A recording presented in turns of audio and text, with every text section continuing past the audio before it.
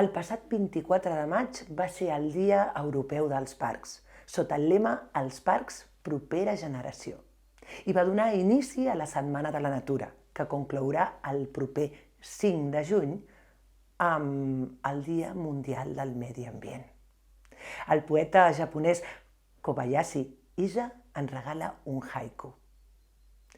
Les flors de cirerer a la nit potser són àngels que van baixant del cel.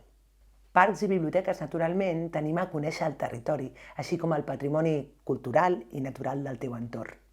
El grup de biblioteques de l'àrea d'influència del Parc de la Serra de Collserola va iniciar el projecte Plantem Poesia, que avui ha arribat a la seva fi. Aquesta iniciativa és un compromís amb la col·laboració entre la Gerència de Biblioteques i la Gerència dels Serveis d'Espais Naturals de la Diputació de Barcelona. La poesia com a patrona de vida, la poesia que es bressola en els llavis. Joglars i trobadors, poetes i poeteses, escriptores, rapsodes, cantaires, narradors i narradores, sempre han glosat els arbres, els arbrets, els boscos, i és que ens agraden i ens omplen d'alegria totes les fulles, els fruits i els canvis que en el bosc hi apareix. La Biblioteca Collserola Josep Miracle no ho va fer sola. Mireu, quin grapat d'amics i d'amigues han convidat a plantar les seves poesies.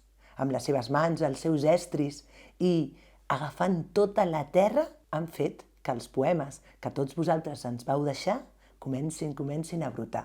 En canvi, la Biblioteca de Cerdanyola, fixeu-vos, ho va plantar amb aquest paper germinat. I mireu com comencen a germinar les primeres fulles.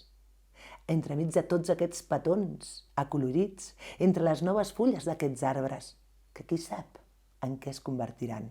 A la Biblioteca Valentí Almirall del Papiol van ser els més menuts i una colla de joves que van plantar aquestes poesies que segurament a les jardineres de l'exterior de la biblioteca començaran a brotar i ens alimentaran l'ànima. I a la Biblioteca del Molí, de Molins de Rei, van plantar flors i més flors i algunes han brotat i d'altres estan a punt de fer-ho.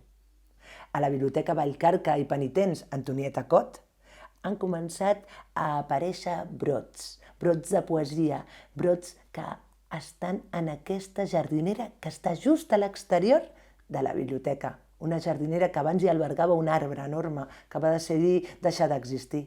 Ara en sortiran poesies, poemes que tots podrem anar a gaudir i admirar.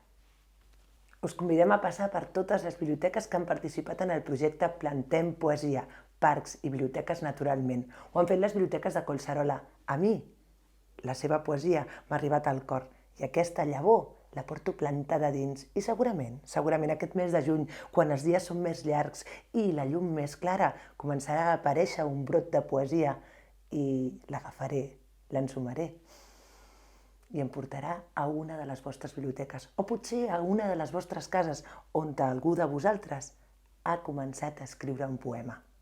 Mireu, el mes de juny ens regala cireres, ens regala préssecs, aquelles tardes infinites a la platja, però també hores de lectura, de poemes i de batecs. No deixeu de bategar, no deixeu d'admirar la poesia, de visitar les biblioteques i sobretot, de compartir la vida i fer-la créixer. Les biblioteques participants són Biblioteca Collserola Josep Miracle de Barcelona, Biblioteca Vallcarca i els Penitents, Maria Antonieta Cot, de Barcelona, Biblioteca Central, de Cerdanyola del Vallès, Biblioteca El Molí, de Molins de Rei, Biblioteca Valentí Almirall, del Papiol.